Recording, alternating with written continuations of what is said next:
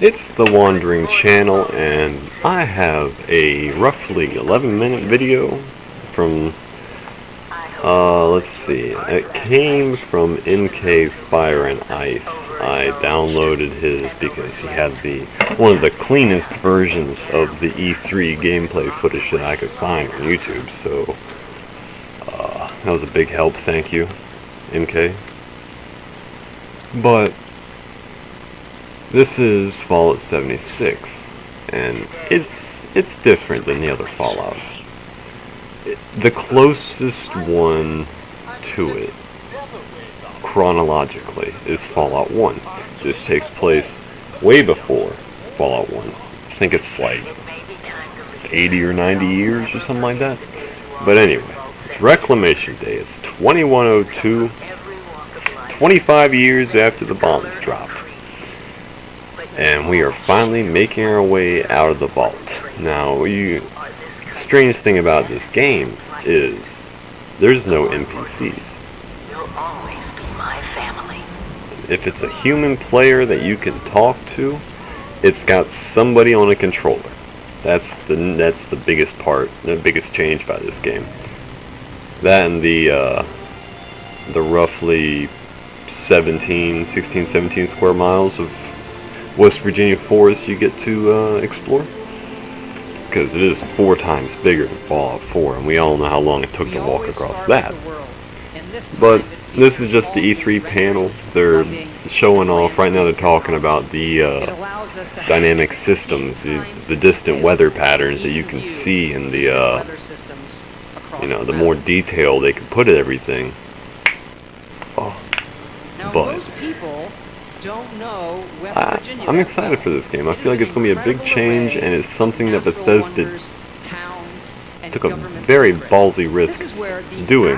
The first online, I mean, there's mods for Fallout 3 New Vegas, but they brought a whole bunch of new stuff into this game, and I just ignore the gameplay aspect. You know, creatures, they put new ones in. You got this giant bullfrog that's on the screen right now. The Grafton monster right here. They had the MG42 a little while ago, and especially during the trail, the footage that had P. Garvey in it.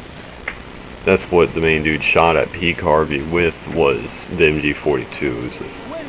So they're bringing back a lot of old weapons, the flintlock pistols, which makes sense, being 25 years after the Great War. These things are still around, even though there's pipe guns in this game. You can see a pipe revolver when he's fighting the Liberators during one of the segments. I don't remember which one it was, but it's got the People's Liberation Army of China, like little communist star on the robot itself.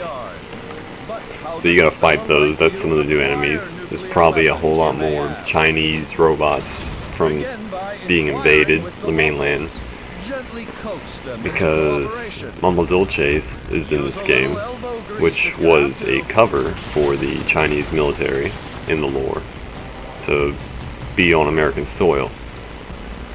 And these guys, they're fighting pretty much the closest thing to an NPC that you have. There's no raiders, because it's only 25 years after the Great War. We just made it out, nobody else is out there, which does explain the whole NPC thing. But they're inside this nuclear bunker right now. They got the key card from that dude they killed, a member of the Scorched, which is the new Raiders, basically. He is launching that nuke at the old Capitol, and there it is. It temporarily turns that zone into a high XP, high loot zone. Irradiates everything. There's all sorts of new creatures. There's new loot, radiated materials. But you can choose anywhere on the map. You can launch this nuke at any of the fast travel points you've unlocked. You can send a nuke there. Like they had the diseased glowing Deathclaw and the glowing Snallygaster. And Vault Boy's dying. got a little radiation in the system, which, I don't know, there's always been kind of a big similarity between the games and these little, you know, cute little cartoons they made. I don't know, in my opinion, I feel like those irradiated areas the nukes have, like, made, are going to be a very difficult area. But the workshop mode's back. They took a big risk in Fallout 4 and it paid off extremely well. But you can see here the menu is a little bit different. Sometimes, I know you all have probably seen the vendors, the vendor tab. You can go back and look. It's a tab for vendors, kind of like the shops tab in Fallout 4. But when they go past it, it has a medical vendor, and you have to have a perk to place it. That's the prerequisite, is a perk.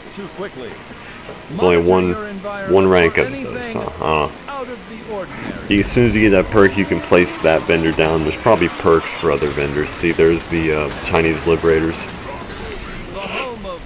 Scorch Beast, giant bat, echolocation, you know, blowing stuff up. Some of the, I don't know. I'm worried how the servers are going to handle this, how clogged they're going to be come beta. But picture mode, I made a previous video they had during the QuakeCon panel. They were showing off the picture mode a little bit. But this right here proves you don't have to be in the vault like some people may have thought during that panel when they saw it. You don't have to be in the vault to take photos. And photos are going to be, like in Fallout 4, the little thing you can spin around, or Skyrim, the little character model you can spin around. That was their loading screen. This is going to be the pictures you took of just various stuff, and some pictures they had in the game already, so that in case you're one of those people that don't take photos, you have something to look at, so it's not a blank screen. Here, that's the flintlock. Actually, that's a percussion cap. But yeah, he killed Pete Garvey. The first weapon was MG42. So there's a black powder rifle in here too from the NoClip documentary. There's a whole bunch of new stuff. There's the gum that you get with the perk card packs. The food having like a lifetime to it. It'll rot. So you gotta keep worried about that. Guns have condition. Again, just like Fallout New Vegas and Fallout 3, where after a certain amount of ammo that you cycle through the gun, it'll break and then you can't use it. So armor is probably going to have the same deal going on. You know, there's a condition to it. Once you've been attacked so much and a certain condition is reached, then it probably won't offer as much energy protection, damage, or whatever. The giant sloth.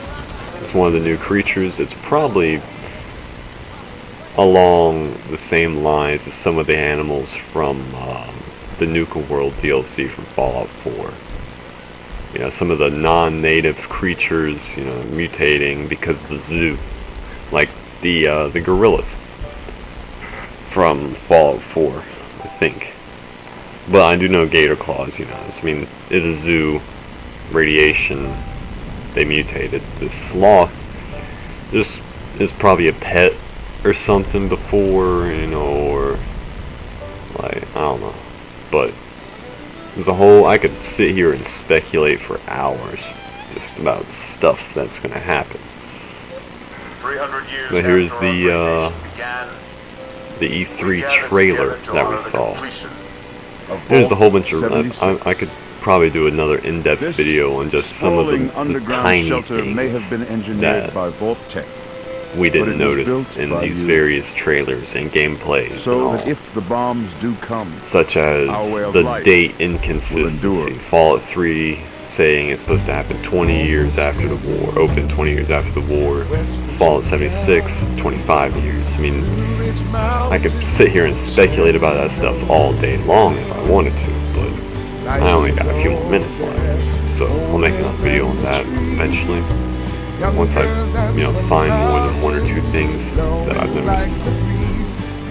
It's just it's gonna be an interesting ride. Let me tell you, there's a space station got crashed down. That's in the north part of the map. I remember seeing on Reddit somebody uploaded a high quality picture of all the locations.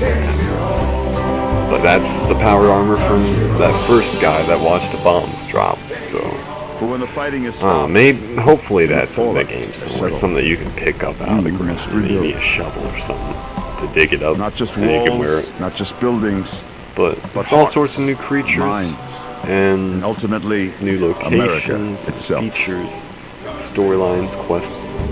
But I could keep going on and on. But I'll let it end. It's good. In Vault 76, It's been the Wandering Channel our and future begins. Fallout 76.